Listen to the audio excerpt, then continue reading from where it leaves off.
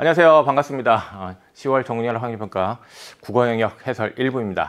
여러분 시험 보느냐고 정말 고생 많았고요. 이제 우리 수능이 그닥 얼마 남지 않았습니다. 한 달 남짓 남았는데 남은 시간 동안 이번 시험 결과를 좀 잘 분석하고 잘 준비해서 우리 좋은 결실을 맺으면 좋겠습니다. 자, 이번 시험 이 독서에 변별력을 갖춘 세트가 이제 한 세트 정도 보였어요. 그래서 이제 그 세트와 관련해서 여러분이 잘 했는지, 혹시 내가 못한 부분이 있지는 않은지 잘 점검을 해야 되겠고요.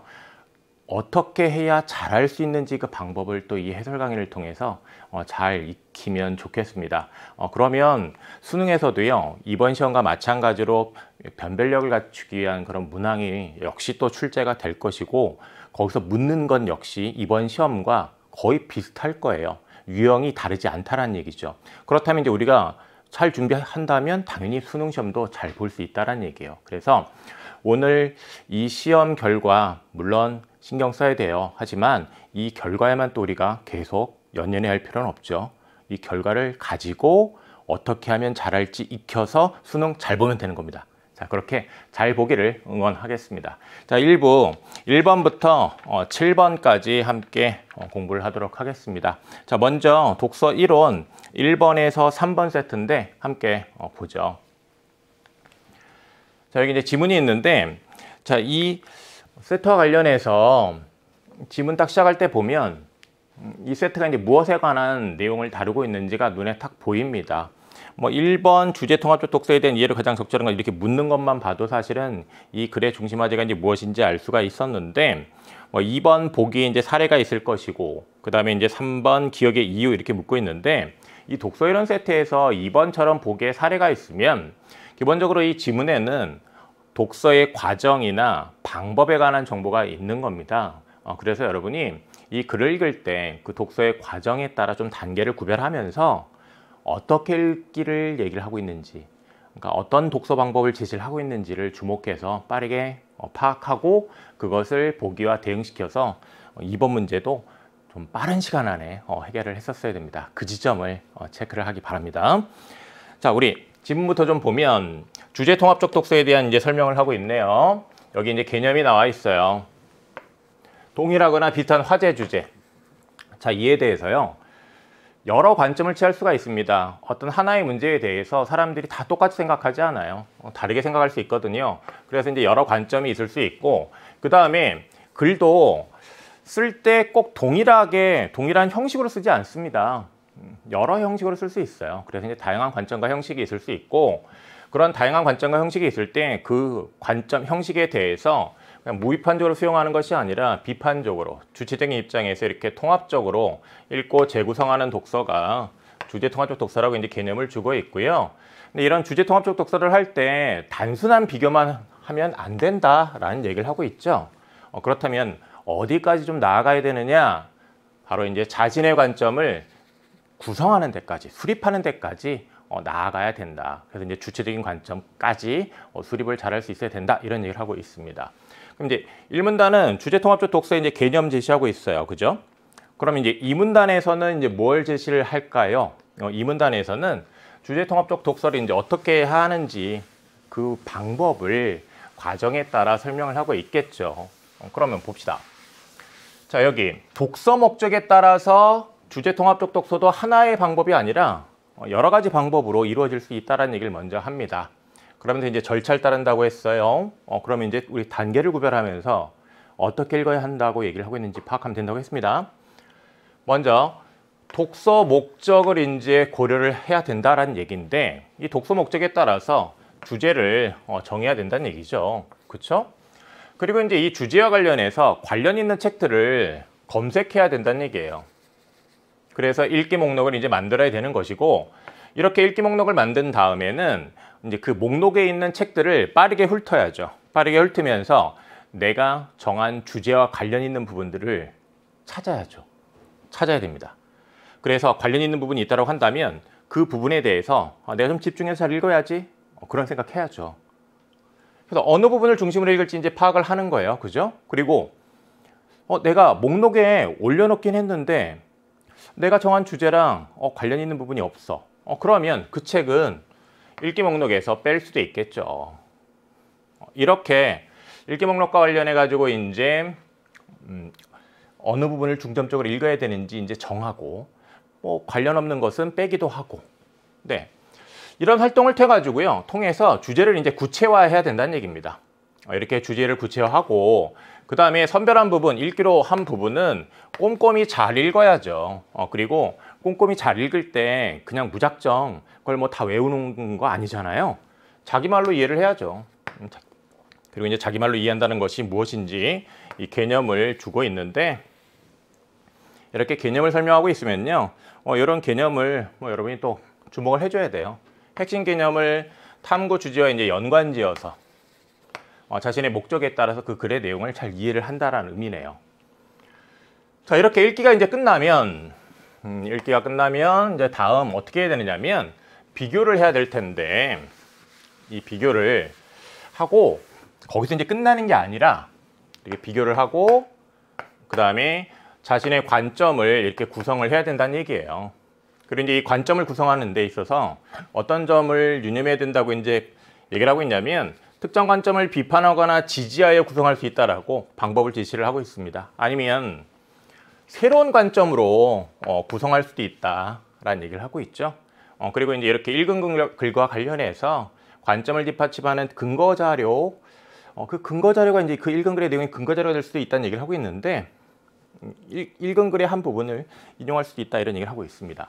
자, 그러면 우리 요 두 번째 문단 어떤 내용들 주목하면서 읽었어야 되는지 함께 봤는데, 선생님이 밑줄 친 부분들, 그런 부분들 중심으로 여러분들이 읽었는지 체크해봐요. 자, 그 다음에 마지막 문단이 있습니다. 이 마지막 문단은 주제통합적 독서를 하면 그 주제통합적 독서가 어떤 점에서 효과가 있는지, 즉 도움이 된다는 얘기잖아요. 이렇게 도움이 된다는 얘기는 어떤 의의가 있다는 얘기예요. 이 주제통합적 독서를 하면 뭔가 좋은 게 있다라는 거죠. 그래서 이제 그 효과, 그 의의에 관련된 내용들을 여러분들이 주목하면서 읽었으면 됩니다. 그런 정보들 주목했습니까? 봅시다. 비판력을 기를 수 있다. 좋다는 얘기예요, 그죠? 그 다음에 추론력도 기를 수 있다. 추론력도 기를 수 있다. 그리고 주제를 균형 있게 이해할 수 있고, 그리고 아무래도 여러 자료를 함께 이제 보다 보니 폭넓은 이해도 할 수 있다라는 얘기죠.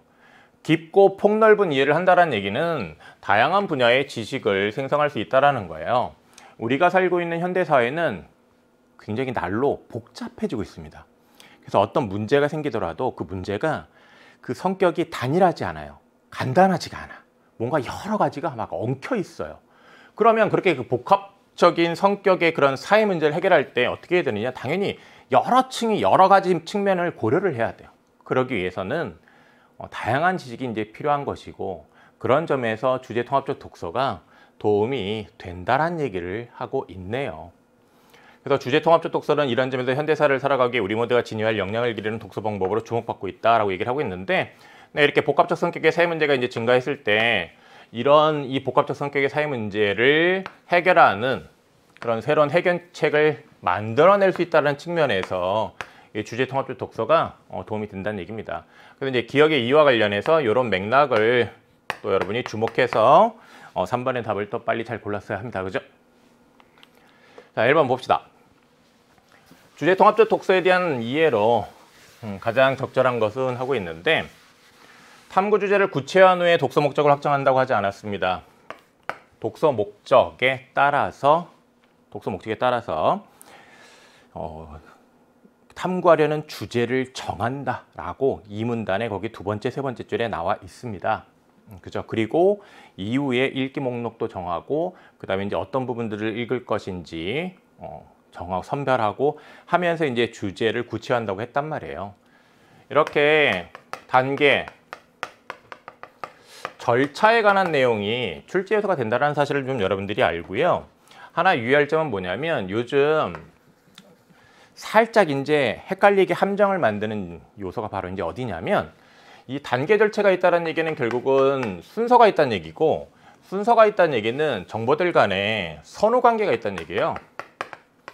선후 관계가 있다는 얘기인데, 이런 이 선후 관계를 틀어서 적절하지 않은 것을 만들 수 있다는 것에 유의해야 됩니다.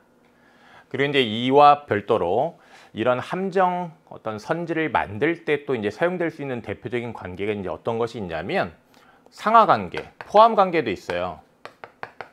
그러니까 즉 A가 B에 포함된다, 포함되지 않는다. 그러니까 A가 B를 포함한다, B가 A를 포함한다. 이런 것들을 말을 살짝살짝 바꿀 수 있거든요. 그래서 이제 A, B 이런 것들이 가에 포함된다라고 이제 지문에서 설명을 하고 있는데, 이런 B가 나에 포함된다라는 식으로 제시하는 거 틀린 거잖아요. 이런 식으로 이제 이런 포함 관계를 이용해서 적절하지 않은 선지를 또 많이 만들어요. 근데 이런 점에 유념해서 관련 정보가 지문에 있으면 그런 것들 탁탁탁 잘 주목하고, 그래서 여러분이 답을 좀 정확하게 빠르게 잘 골라야 하겠습니다. 자, 2번 선택지 보면 글들을 읽기 전에 누구의 관점으로 읽을지부터 결정해야 한다라고 되어 있는데, 이것도요, 이 문단 읽으면 적절하지 않다는 판단을 할 수가 있어요. 다양한 관점, 자, 각각의 관점에서 다 읽어야죠. 그리고 이제 비교하고, 그리고 이제 비판적으로 검토하고 통합하고 해서 이제 자신의 관점을 수립하는 겁니다. 이렇게 글을 읽기 전부터 누구의 관점을 읽어야 되는지 아니죠. 결정해야 되는 거 아닙니다. 동일한 화제의 글을 읽을 때는 형식적 특성 고려하지 않는다? 아니에요. 그 다양한 형식도 비교해야 된다고 했습니다. 그 다음에 주제에 대한 자신의 관점을 구성할 때 다른 관점의 글도 활용할 수 있다 라고 얘기를 하고 있는데, 네, 주제 통합적 읽기라는 것은 이렇게 여러 관점을 다 통합적으로 고려할 수 있어야 됩니다. 그렇기 때문에 이 4번이 맞는 말이 되겠죠. 읽은 글의 내용을 빠짐없이 수용하여 글쓴이의 지필의도에서 벗어나지 않도록 한다고 되는데, 빠짐없이 수용을 해요. 목적과 관련해 가지고 선별을 한다고 했어요. 내가 나의 이 독서 목적과 관련해서 어떤 부분을 읽을지를 선별한다고 했었는데, 선별한다는 얘기는 좀 책이 있을 때 그 책에 안 읽는 부분도 있다는 얘기예요. 그렇죠? 이런 것들은 이제 글의 내용에 부합하지 않죠. 다음 2번으로 가죠.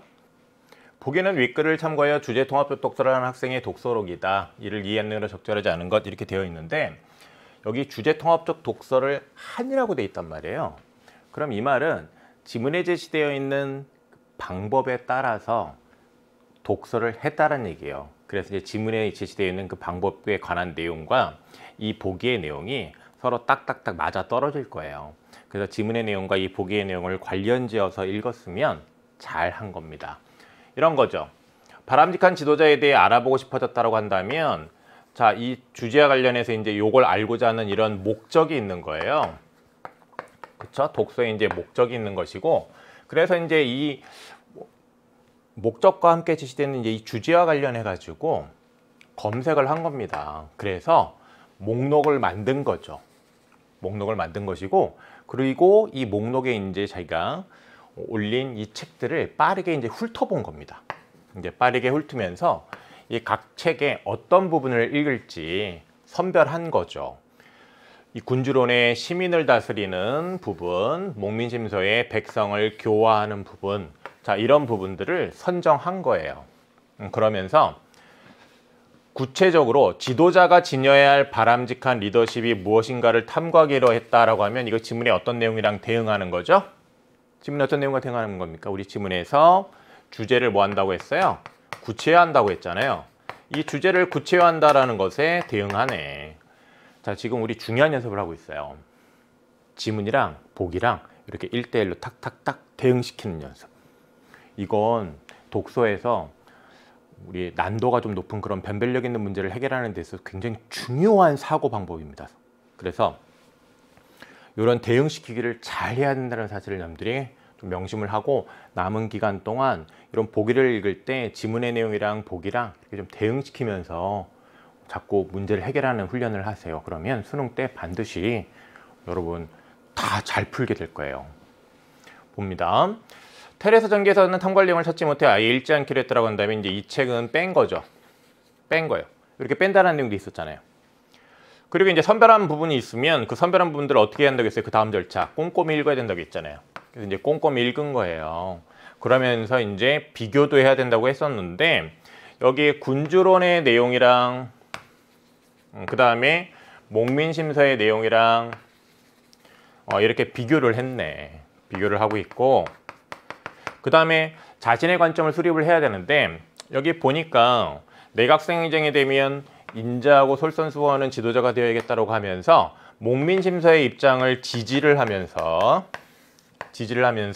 자신의 관점을 수립을 하고 있네요.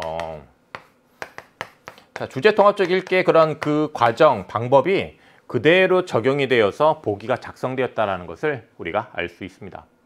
자, 이렇게 보기가 만들어집니다. 그러니까 대응시키면서 자꾸 읽어버릇 하세요. 그리고 이제 이렇게 대응시키길 잘했으면요, 결국 그 대응시킨 그 내용에 관한 기술이 이 선택지에 이루어져 있어요. 즉 선택지의 내용이 지문이랑 보기랑 그 대응하는 내용이란 얘기예요. 학생은 학교 도서관에서 탐구하려는 주제와 관련된 책들을 검색하여 읽을 책을 선정하였군이라고 됐는데, 예, 바람직한 지도자. 자, 그 주제와 관련해서 책들을 검색해서 어떤 책 읽을 것인지 선정을 했습니다. 학생은 미리 만들어 놓은 읽기 목록을 책의 제목이나 서평 등을 보며 수정하였군이라고 됐는데, 읽기 목록을 미리 만들어 놨었어요? 아니에요. 주제와 관련해서 검색해서 읽기 목록을 만들었었죠. 제목이나 서평 등을 보면서 수정한 그런 내용 없었어요.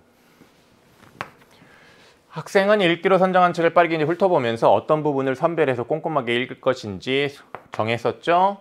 그 다음에 두 글을 읽은 후에 군주론이랑 그 다음에 목민심서의 즉 탐구 주제, 바람직한 지도자와 관련하여 그 관점 차이를 비교를 했고요. 그 중에 목민심서의 관점을 지지를 하면서 자신의 관점을 구성을 했어요. 그래서 이제 자신은 인자하고 솔선수범하는 지도자가 되어야겠다 이렇게 다짐했다고 했잖아요. 맞습니다. 다음 3번으로 가도록 하죠. 기억의 이유로 가장 적절한 것은 이라고 얘기를 하고 있는데, 이런 것은 글을 읽을 때 미리미리 문맥 속에서 여러분들이 다 이 이유를 파악을 해놨어야 됩니다. 우리도 아까 그렇게 했거든요. 그 기억 그 위로 세 줄 올라가서 이런 성격의 사회 문제, 즉 복합적 성격의 사회 문제인데, 이런 복합적 성격의 사회 문제 같은 경우에는 한 분야의 지식만으로는 해결할 수 없다. 이런 여러 분야의 그런 지식을 통합해야 새로운 해결책을 만들 수 있다. 그걸 바로 이제 기억의 이유와 관련해서 그런 맥락으로 짚어섰습니다. 그렇다면 이제 그 맥락 관련하여 서술되어 있는 것 답으로 고르면 될 텐데요. 이거잖아요. 2번.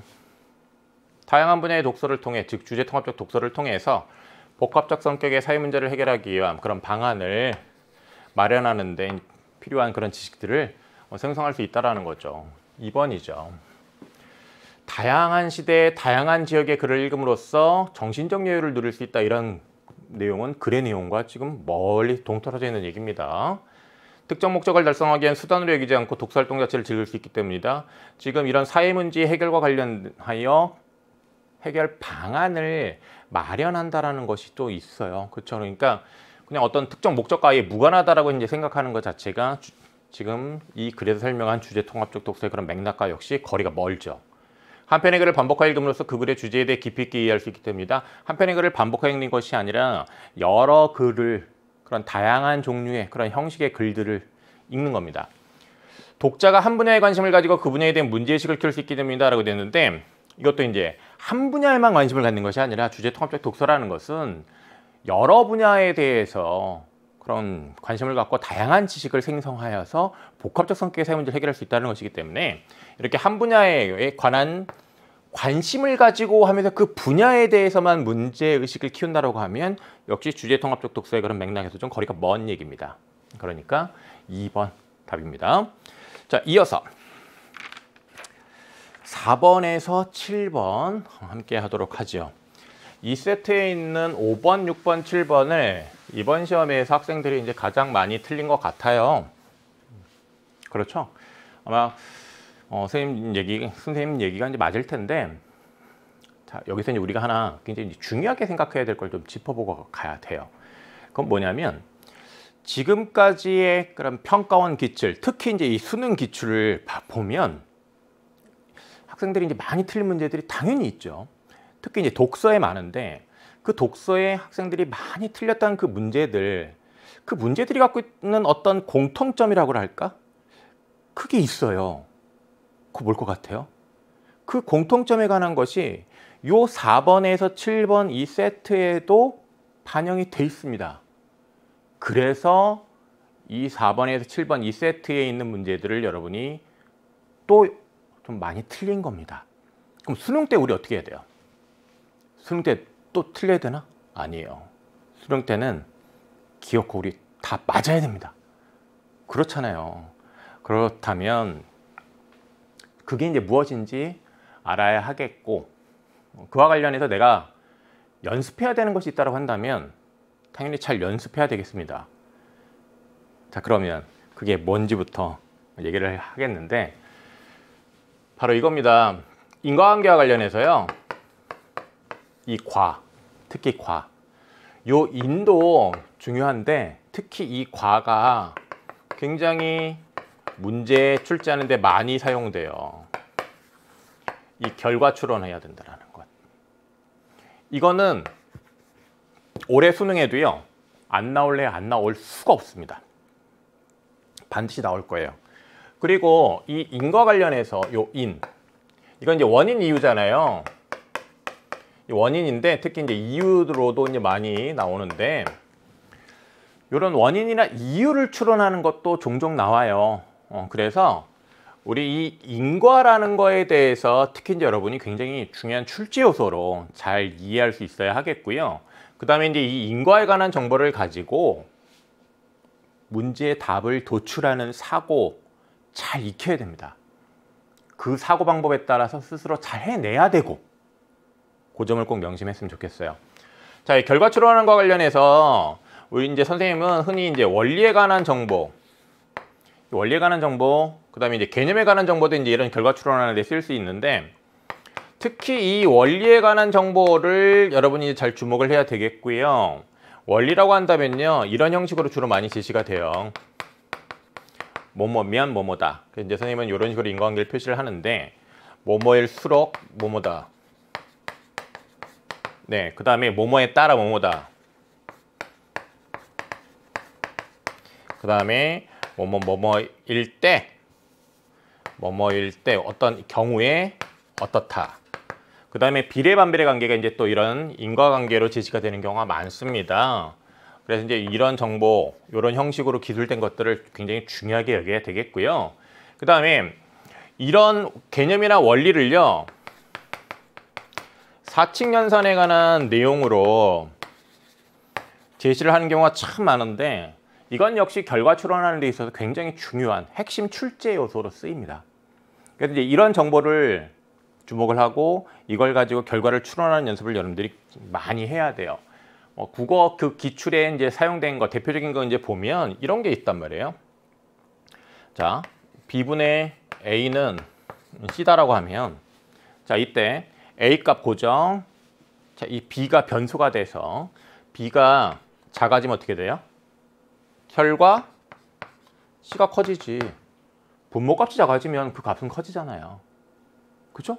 분모값이 커지면 값은 작아집니다. 결과 추론되죠? 이거는요, 사칙연산에 다 적용이 돼요. A 곱하기 B도 마찬가지죠. B가 커지면 C는 커지는 거고, 이런 식으로 결과 추론이 된다는 얘기예요.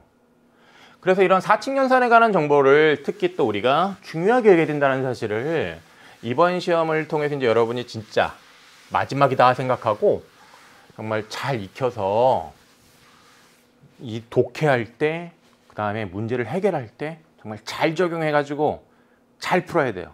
우리 수능 때 잘할 수 있습니다. 자, 여기 먼저 문제를 좀 한번 먼저 훑어보도록 하겠습니다. 이제 예측하기인데, 이런 예측하기를 잘하면 이 지문 읽을 때 도움을 많이 받아요. 왜냐하면 출제 요소를 내가 예측을 하고 그 출제 요소 중심으로 읽을 수 있거든요. 이제 4번 문제를 보면 앞에 혹시 이제 반복되는 말이 있나, 아니면 어떤 개념어, 낯선 용어라든가, 아니면 지칭어, 어떤 사람 이름을 지칭하든가, 아니면 어떤 이론을 지칭하든가 하는 그런 지칭어가 있는가, 그런 것들을 한번 이제 주목을 하면 되는데, 1번 선택지 보면 굴절력, 조절작용, 정시로 교정, 주시하는 물체 이렇게 되어 있는데 용어가 보여요. 굴절력, 정시. 그럼 이런 것 특히 좀 여러분이 체크를 해놓을 필요가 있어요. 5번 기억에 대한 설명을 하자면 적절력이라고 되는데 기억 봤더니 굴절력이야. 그러면 4번에서도 굴절력이 보였는데 5번도 출제해서 굴절력 중요하다. 선택지 봤더니 전부 이제 굴절력 이렇게 돼 있단 말이에요. 그러면 그리고 플러스 구면 렌즈, 마이너스 구면 렌즈. 자, 이런 낯선 말들 체크해요. 6번 보기가 있습니다. 시각 자료가 있고요. 그 다음에 이제 1, 2, 3, 4, 5 선택지를 봤더니 조절량, 구면 렌즈 이런 말들이 반복되고 있어. 그리고 근시라는 용어도 보이고 7번 봤더니 가에 이유하면서 원시 근시 이렇게 보여. 자, 그럼 선생님이 지금 짚었던 이런 말들이 다 이 글에서 이제 여러분들이 주목해야 하는 말들이었던 거예요. 그리고 이제 이런 것들을 좀 자꾸 이제 연습을 하면서 그에 해당하는 정보들 중심을 잡고 읽고 문제 풀고 하면 시간도 줄어들게 될 겁니다. 보죠. 자, 여기 플러스 구면 렌즈를 통과한 광선은 모이게 된다. 마이너스 구면 렌즈를 통과한 거는 퍼지게 된다는 얘기예요. 이렇게 대비되는 짝에 있으면 이렇게 간단하게 이제 짚어줘야죠. 그리고 이제 이때 모이게 하거나 퍼지게 하는 정도를 굴절력이라고 한다라고 하면서 지금 뭐가 지시가 되어 있냐면 개념이 나와 있는 겁니다. 굴절력. 그죠? 굴절력은 무한히 멀리서 렌즈로 들어온 광선이 렌즈를 통과할 때 렌즈로부터 형성된 초점과 이런 렌즈 사이의 거리인, 자, 이런 렌즈 사이의 거리인 초점거리. 이 초점거리를 이제 뭘로 표시한 거라고 하고 있습니까? 역수로 표시한 거래요. 자, 이 역수로 표시한 것이란 이 말을 딱 봤을 때, 아, 분자 분모, 분모 분자. 아, 이건 나눗셈이라고도 할 수 있어요. 그렇죠? 이거 그러면 이 정보가 이제 문제 해결에 필요하겠구나라는 생각을 번뜩 사실은 빨리 했어야 되는데 그런 생각 했나요? 더 보죠. 단위는 디옵터고. 자, 무한히 멀리서 렌즈로 들어온 광선이 플러스 구면 렌즈를 통과를 합니다. 그러면 이제 모이잖아요. 모인다는 얘기는 자, 이렇게 렌즈가 있을 때 통과하면 모인다는 얘기예요. 통과하면 모인다는 얘기예요. 그죠? 모인다. 자, 이렇게 모였을 때 여기 이 지점에 초점이 이제 이렇게 형성이 되면 이 초점에서 자, 여기 렌즈까지의 거리, 초점 거리고 요 초점 거리는 이제 역수로 뒤집는 거죠. 뒤집으면 굴절력이 된다라는 거예요. 자, 그렇다면 자, 여기 1m 떨어진 거리에 초점이 있었다면 자, 여기 이제 초점 거리가 1m인 것이고 그럼 이걸 역수로 뒤집으면 이렇게 거리가 분모로 가죠. 분모로 가서 이제 이것이 되는 거죠. 이게 플러스 1 디옵터라는 얘기예요. 그러면 이제 굴절력의 이제 개념을 이해를 했는데 여기서 인과관계에 관한 그런 추론이 가능해요. 자, 이거는 초점거리잖아. 그죠? 그 다음에 여기 굴절력이 있어요. 그러면 초점거리가 이 값이 작아지면 어떻게 돼요? 굴절력은 커지잖아. 분모값이 작아지면 그 값 커지잖아요. 그죠? 지금 이거는 이렇게 분모 분자 이렇게 돼 있으면 일종의 나눗셈 결과 추론이 가능한 거예요.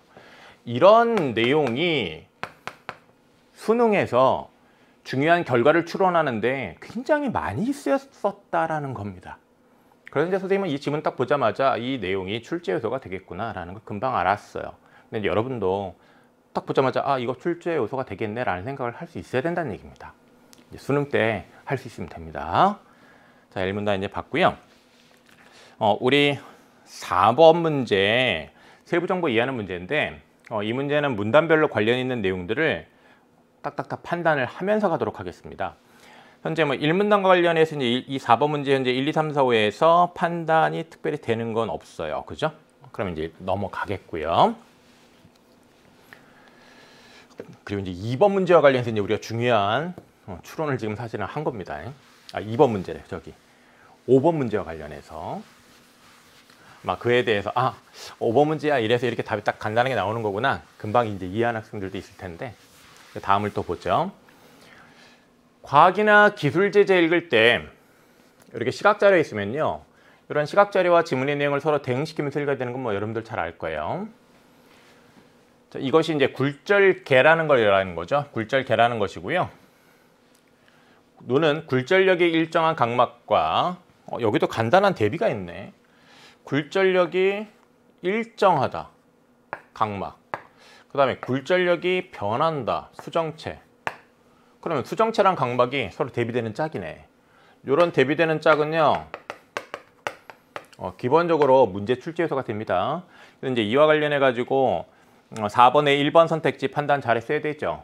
4번의 1번 보면 각막의 굴절력은 일정하지만 수정체의 굴절력은 변할 수 있다. 이 부분 가지고 만든 선택지죠. 자, 이렇게 대비되는 짝 선택지 된다. 그걸 공부를 해야 되겠고, 수정체에 의해서 자, 이렇게 망막 위에 초점이 맺히게 됩니다. 이 망막에 초점이 맺히게 되는데 이게 이제 수정체겠죠.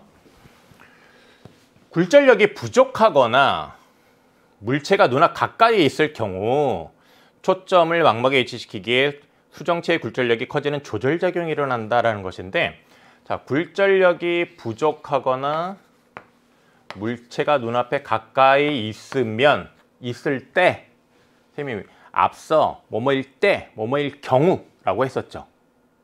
자, 이렇게 뭐뭐일 때, 경우에 수정체의 굴절력이 커지는 조절작용이 일어난다라는 거예요.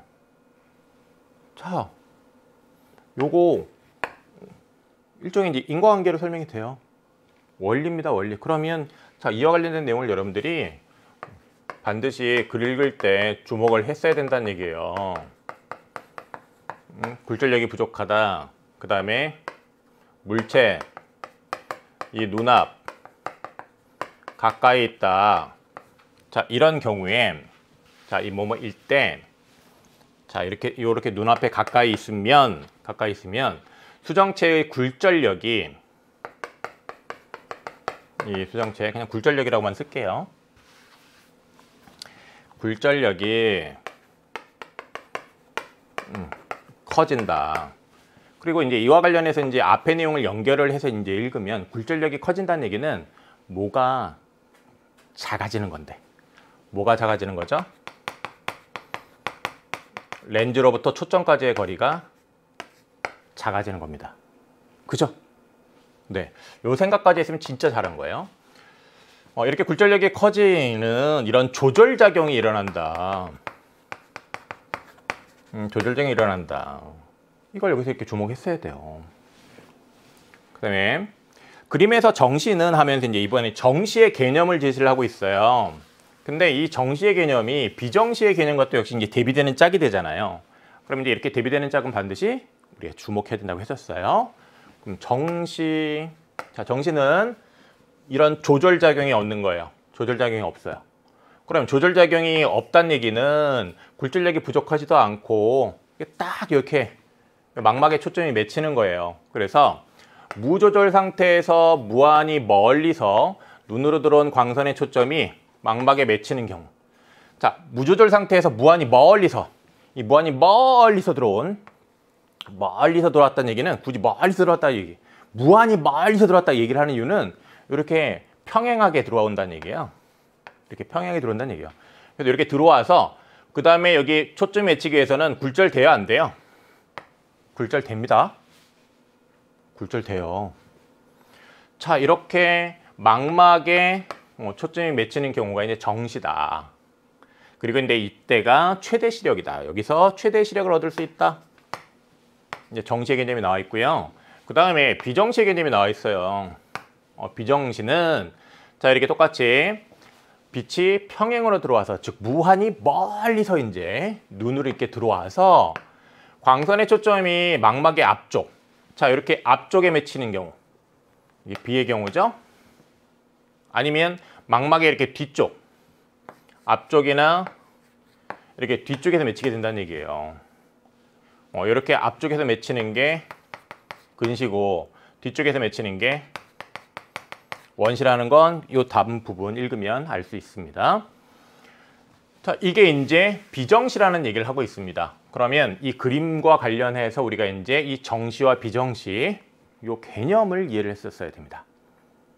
과학, 기술, 그 다음에 사회, 경제, 자, 이런 세트 개념을 기본적으로 여러분들이 잘 주목을 해야 되고, 그런 개념에 대한 이해를 바탕으로 해서 이런 인과관계 원리 방법까지 잘 이해를 해야 문제를 잘 풀죠.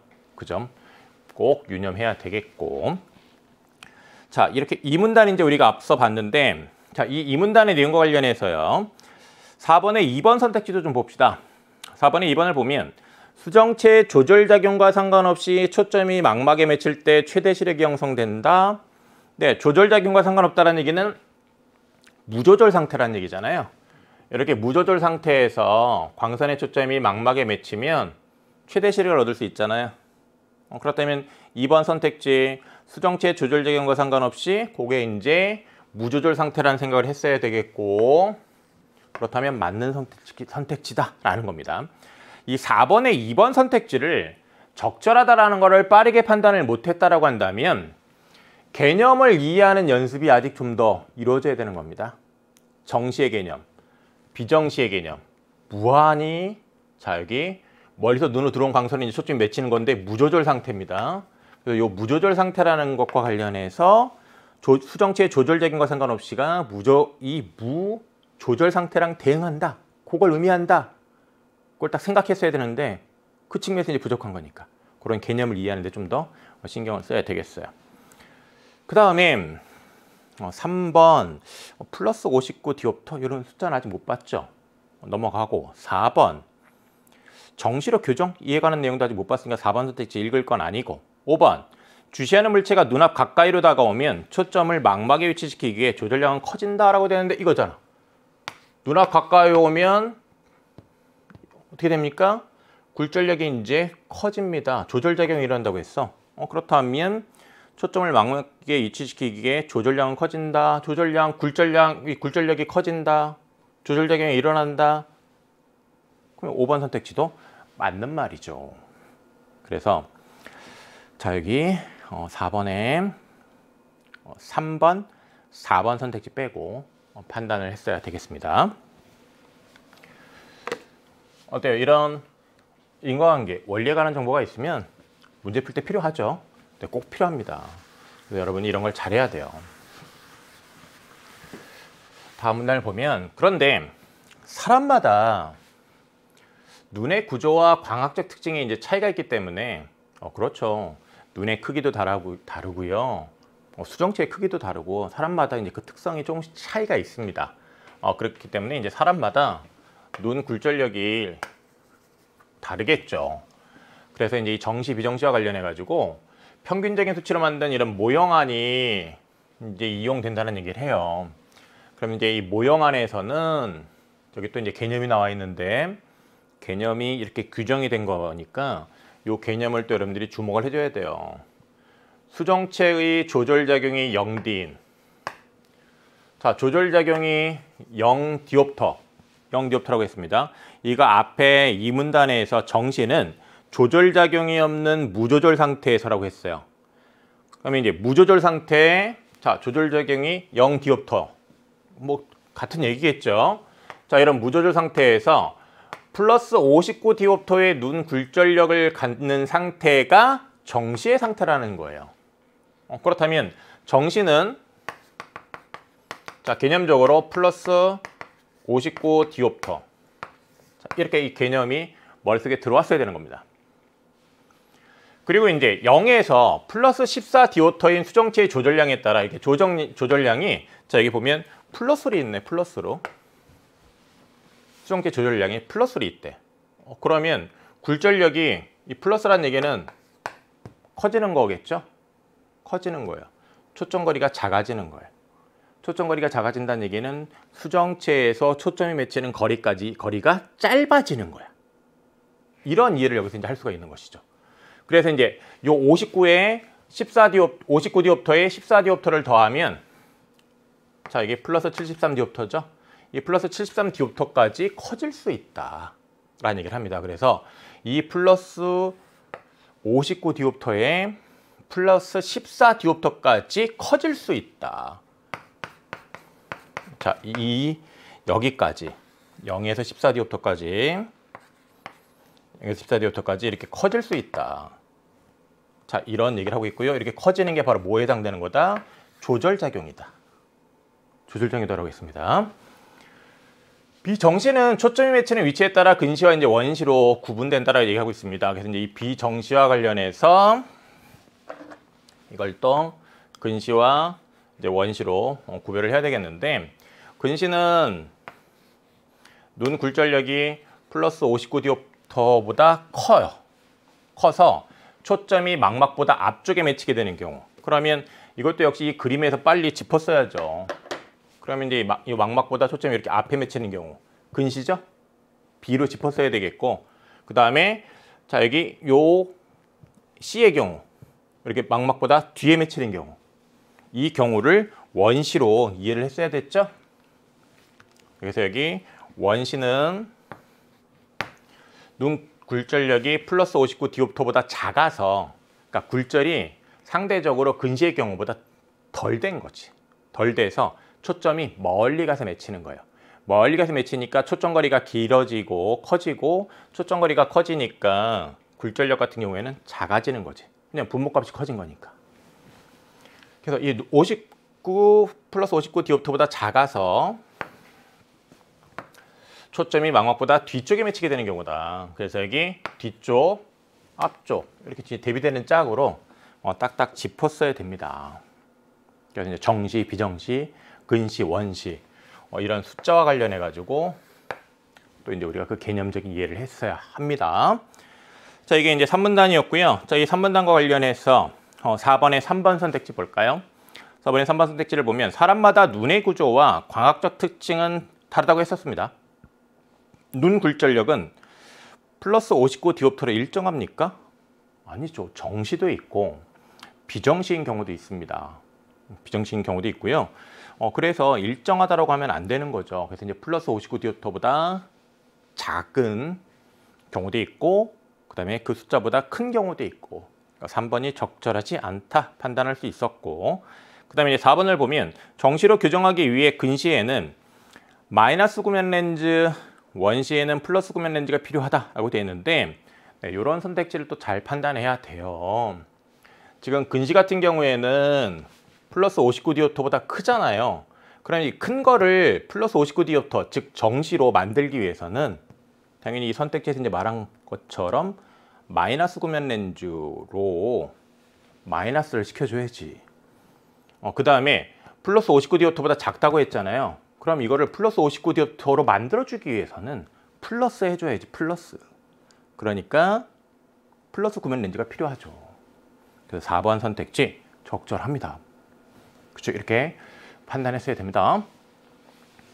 자, 이 지문, 이제 이 지문의 문제들은 이런 추론적 사고 능력이 필요했기 때문에 여러분이 좀 아무래도 조금 어려움을 이제 겪었던 것이고, 그 어려움과 관련해서 이런 추론하는 훈련을 좀 남은 시간 동안 충분히 좀 잘 하고 가려고 해야 됩니다.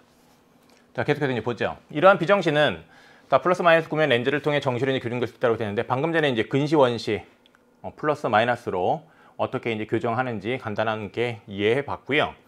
예를 들어 모형하늘 기준으로 할 때 눈 굴절력이 플러스 61디옵터인 근시라고 돼 있으면 플러스 59디옵터로 만들어야 되잖아요. 그렇죠? 그래야 정시가 되는 거잖아요. 그러니까 이 59로 만들려면 61에서 2를 빼야지.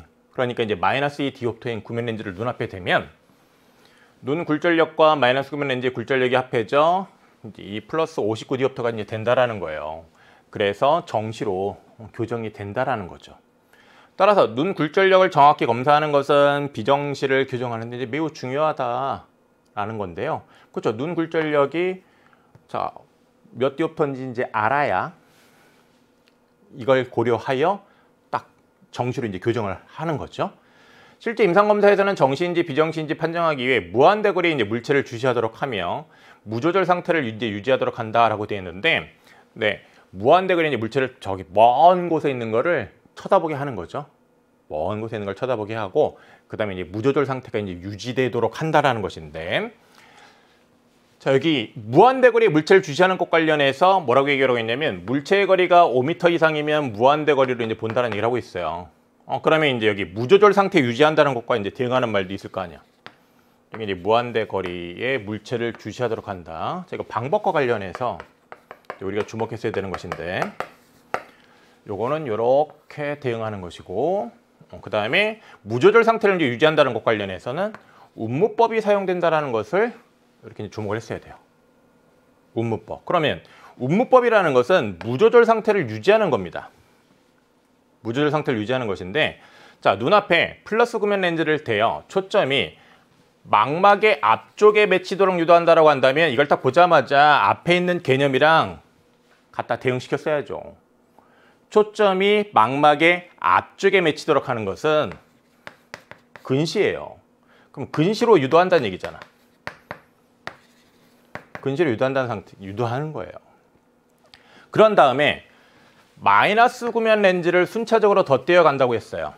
그러면 여기서 중요한 거 무조절 상태가 유지가 되는 거야. 이렇게 무조절 상태가 이제 유지가 된다라는 거예요. 이걸 대응시켜서 이해를 했어야 되는 거예요. 우리가 여기서 이 내용과 관련해서 정보가 주어지지도 않았는데 왜 마이너스 구면 렌즈를 순차적으로 덧대어가는 건 왜 무조절 상태를 유지하는 거지? 막 이런 거에 막 물음표 찍으면서 왜 그런 거지 왜 그런 거지 그렇게 생각을 할 건 아니에요.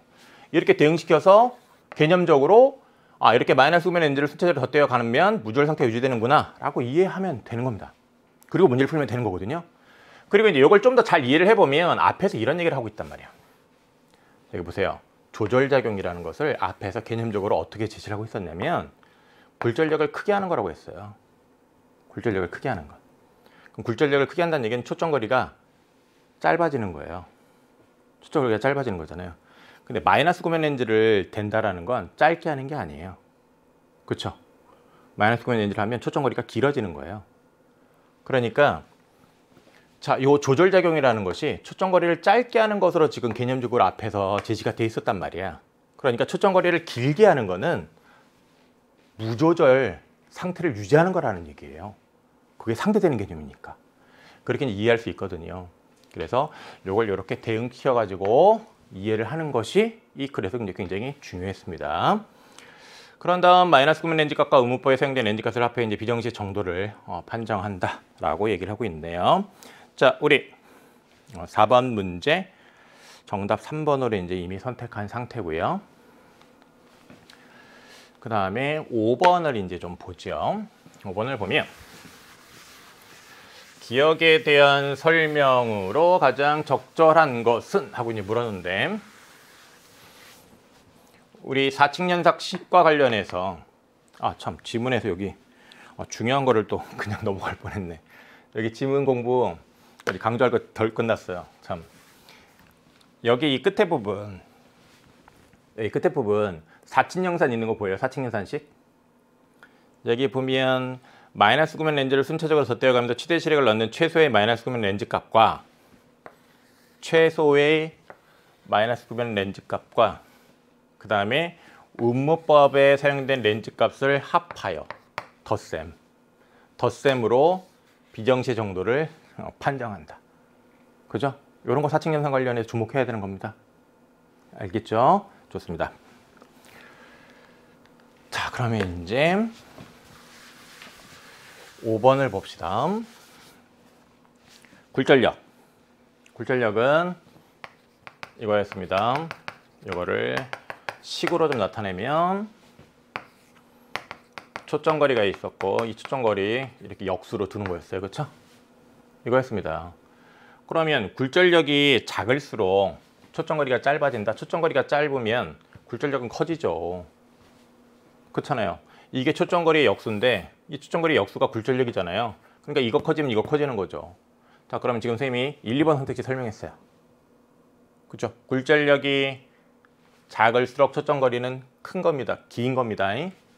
그러니까 이거 틀렸고 굴절력이 크다는 얘기는 이 초점거리의 역수 이 값도 크겠죠. 당연히 맞는 거네. 이렇게 답으로 골랐어야 돼. 그렇죠? 근데 이 5번 많이 틀린 것 같아요. 자, 이 5번 틀린 사람들은 자, 이 간단한 분자 분모, 자, 그와 관련된 결과 추론하는 것에 대한 훈련이 아직 덜 돼 있는 겁니다. 수능 기출에 이 분모값 변화와 관련하여 이 결과가 달라지는 것을 가지고 정답을 판단해야 하는 경우가 정말 여러 문제가 있어요. 그걸 꼭 생각을 하고 자, 이 문제와 관련해서 이렇게 덧셈, 뺄셈, 곱셈, 나눗셈 관련된 어떤 그런 사칙연산에 관한 내용으로 개념이나 원리를 설명하고 있으면, 자, 지금 선생님이 설명한 거 머리 익혔어요? 다시. 덧셈, 뺄셈, 곱셈, 나눗셈, 사칙연산에 관한 정보로 개념이나 원리를 설명하는 내용이 지문에 있으면, 머리 들어왔죠? 그 정보로 결과를 추론할 수 있어야 한다. 굉장히 중요한 요소입니다. 이번 수능에도 반드시 나올 거예요. 그러니까 그 지점에 대해서 이제 반드시 꼭 잘 연습을 좀 하도록 하고. 자, 플러스 구면 렌즈는 모으게 하는 거예요. 모으게 하는 건데, 굴절력이 클수록 광선을 퍼지게 하는 게 아니잖아요. 무한히 멀리 있는 물체를 주시하는 눈의 굴절력은 0 디옵터에다라고 되는데, 이 4번 선택지를 많이 고른 것 같아. 이건 개념적인 이해를 여러분들이 제대로 못한 거고요. 그렇게 개념에 대한 이해를 잘 못해서 이런 함정에 빠지면 안 돼요. 큰일 나요. 무한히 멀리 있는 물체를 주시를 할 때요. 이 수정체에 이르면요. 굴절이 돼요. 굴절이 되고, 그게 이제 초점이 망막에 맺히면 그때 이제 최대 시력을 얻을 수가 있는데, 자, 이와 관련해서 저기 봅시다. 2문단, 3문단, 3문단에 있는 내용을 좀 보면 이런 말이 있어요. 정시는 수정체의 조절 작용이 0D인 무조절 상태에서 플러스 59 디옵터의 눈 굴절력을 가지며 라고 되어 있단 말이에요. 자, 정시는 플러스 59 디옵터입니다. 그 다음에 이 정시와 관련해 가지고요. 자, 2문단에서 개념을 이렇게 제시해 놨어. 조절 작용이 없는 무조절 상태에서 무한히 멀리서 눈으로 들어온 광선이 초점이 망막에 맺히는 경우. 자, 무한히 멀리서 눈으로 들어온 광선의 초점이, 자, 멀리 있는 물체를 주시하는 것. 이 초점이 망막에 맺혀요. 그러면 그때 눈의 굴절력은 플러스 59 디옵터예요. 틀렸잖아요. 자, 이렇게 정확하게 지문에 제시되어 있는 이 용어의 개념에 대해서 탁탁탁 짚어서 이해를 하고, 그 개념에 관한 정보를 가지고 선택지의 적절성 여부를 잘 판단을 해야 합니다. 4번 선택해도 틀린 학생들, 개념 주목해서 이 개념에 대해 이해한 것 바를 바탕으로 선택지의 적절성 여부 판단하는 데서 아직 좀 부족한 점이 있는 겁니다. 이 점 체크해 놓고 수능 때까지 기출해서 유사한 것들 더 중요하게 생각하면서 공부합니다. 수능 잘 봅니다. 자, 5번. 마이너스 구면 렌즈는 플러스 구면 렌즈보다 광선을 모으게 하는 정도가 크다라고 되는데, 광선을 모이게 하는 건 플러스 구면 렌즈잖아요. 마이너스 구면 렌즈는 퍼지게 하는 것이고 적절하지 않습니다. 6번으로 가도록 하겠습니다. 6번으로 오면, 자, 여기 모형안을 기준으로 무조절 상태에서 눈 굴절력이 플러스 57 디옵터인 비정시라고 되어 있어요. 기준값은 뭐냐면 이 망막에 초점이 맺히는 상태인데, 이 망막에 초점이 맺히는 경우는 플러스 59 디옵터예요. 이거 알죠? 그래서 이제 이 값보다 이렇게 작으면 이거 뭐라고 했어요? 원시. 그죠? 그리고 이 값보다 커서 이 망막의 앞쪽에 초점이 맺히면 근시. 이렇게 했었습니다. 자, 그러면 이 플러스 57 디옵터인 이 원시를 여기 정시로 교정을 하려면, 이 플러스 57을 59로 만들려면 당연히 플러스 2 디옵터, 요 플러스 2 디옵터 해야죠. 이렇게 해야지, 그치? 그래야 59가, 여기에다가 요걸 해야지, 더해야지. 그래야 이렇게 되는 거죠? 그러니까 수정체 조절량이 플러스 2 디옵터일 때 초점이 망막에 위치해서 최대 시력을 얻을 수 있죠. 정시로 교정이 되는 거죠. 맞습니다. 그 다음에 마이너스 2D인 구면 렌즈를 눈앞에 대었다면 무조절 상태를 유지할 수 없겠군 라고 얘기를 하고 있는데, 네. 이 2번 선택지 여러분이 어떻게 정확히 이제 판단했어야 되냐면, 자, 여기 이 부분. 이거는 지문에서 얘기하는 어떤 상태입니까? 이거는 저기 힌트를 좀 주면 이 문단에서 좀 관련 정보를 찾을 수가 있는데, 이 문단에서 요 마이너스 2디옵터인 구변렌즈를 눈앞에 대었다라는 것과 대응하는 정보를 한번 찾아보려고 하세요. 어떤 말이 이 말이랑 대응할까? 어떤 말이? 지금 정시로 교정하기 위해서는 플러스 2디옵터가 이제 필요한 상태인데, 이 플러스 57디옵터인 상태에서 마이너스 2디옵터인 구변렌즈를 눈앞에 댄대. 지금 정시로 교정하기 위해서는 이만큼 굴절력이 이제 부족한데, 그래서 요만큼 더 해야 되는 거잖아요. 근데 마이너스 2디옵터라고 하면 더 부족해지는 거잖아. 부족해진다. 지금 이 문단에서 찾았어요? 그죠? 이 문단에 보면 이런 말이 있어. 굴절력이 부족하거나. 지금 굴절력이 부족한 상태예요. 굴절력이 부족한 상태. 그럼 굴절력이 부족하게 되면 어떻게 된다고 했어요? 거기에 초점을 망막에 위치시키기 위해 수정체의 굴절력이 커지는 조절작용이 일어난다고 했잖아. 조절작용이 일어난다고 했잖아. 자, 이런 인과관계와 관련해 가지고 요 조절작용이 일어난다라는 이 결과를 추론했어야 돼요. 그럼 조절작용이 일어나니까 무조절 상태를 유지할 수 없겠군이라는 것은 맞는 말이 되는 거죠. 이 결과 추론이 수능에 나온다. 명심하자. 알겠죠? 자, 그리고 자, 이 문제에서 요 2번 선택지에 대한 판단을 못한 학생들도 또 많지만, 이 3번 선택지를 또 제대로 판단을 못한 학생들도 꽤 있는 것 같아요. 결과 추론 잘 하자. 꼭 그래서 이제 잘 연습해야 된다. 플러스 4디옵터인 구변렌즈를 눈앞에 대요. 자, 여기다 플러스 4디옵터인 구변렌즈를 눈앞에다 대면 지금 저 플러스 59디옵터를 지나서 망막의 앞에 초점이 맺혀지겠죠. 근시가 됩니다. 근시 상태가 돼요. 그죠? 그래서 이게 이제 요 플러스 4디옵터인 구변렌즈를 눈앞에 댄 상태야. 그럼 마이너스 1디옵터인 구변렌즈를 덧대어도, 자, 여기 이 렌즈를 덧대어도 무조절 상태가 유지가 되죠. 자, 지문. 자, 이 3번 선택지에 대한 판단을 잘 못한 학생들은 지문에 대한 해설도 꼭 봐야 됩니다. 지금 이 문제에 대한 해설만 딱 클릭해가지고 보면 안 돼요. 그래야 여러분이 수능 더 잘 볼 수 있습니다. 국어 문제를 틀렸다라는 건 읽기부터 점검하고 뭔가 바꿔야 되는 게 있는 겁니다.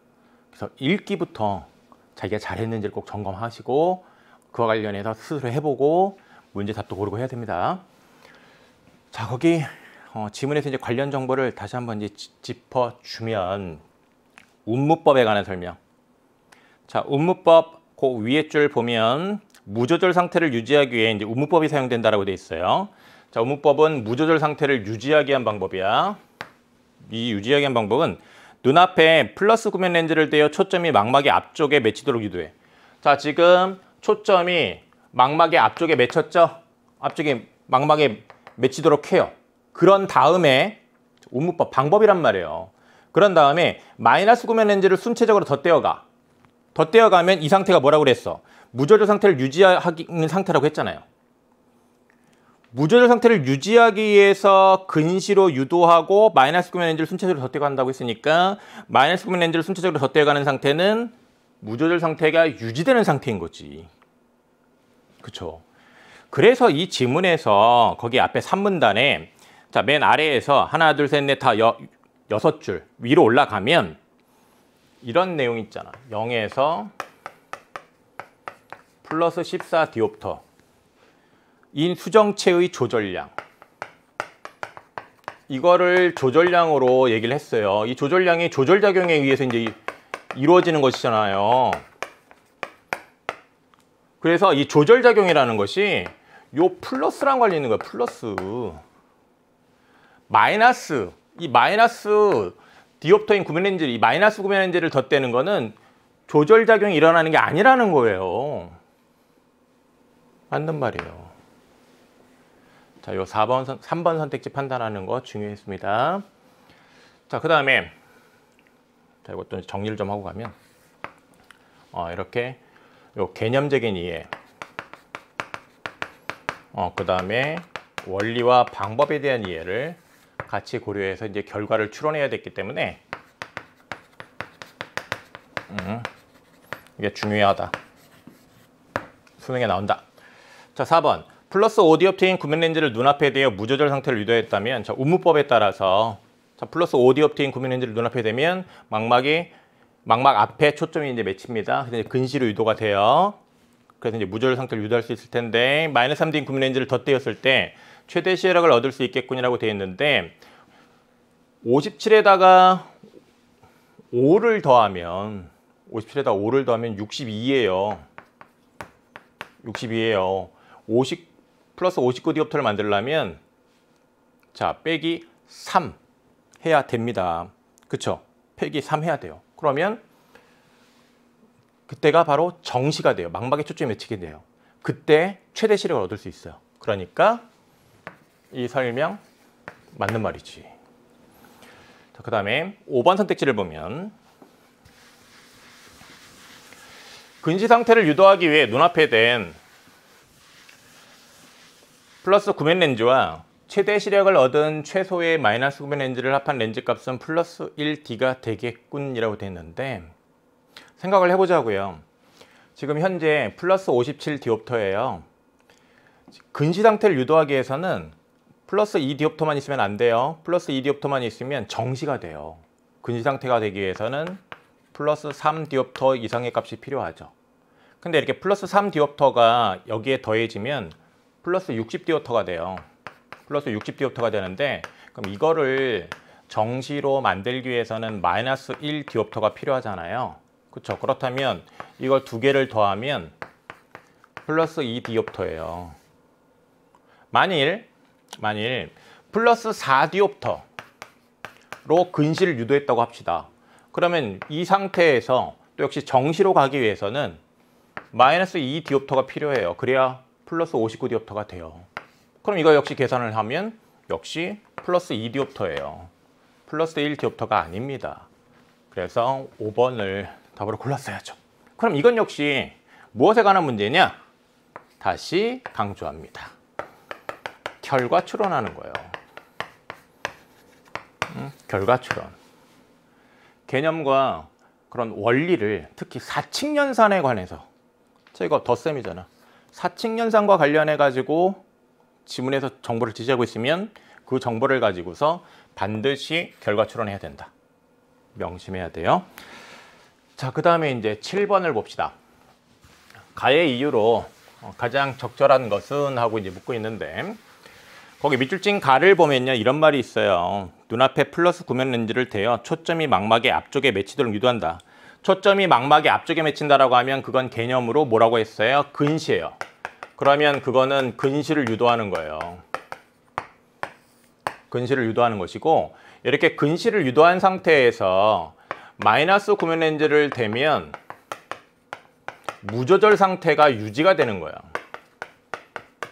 무조절 상태가 되는 거예요. 그래서 무조절 상태에서 이 비정시의 정도를 이제 판단할 수 있게 되는 거죠. 그래서 지금 요 가에서 얘기한 것은 결국은 자, 원시의 비정시 상태에 근시로 유도를 하는 거예요.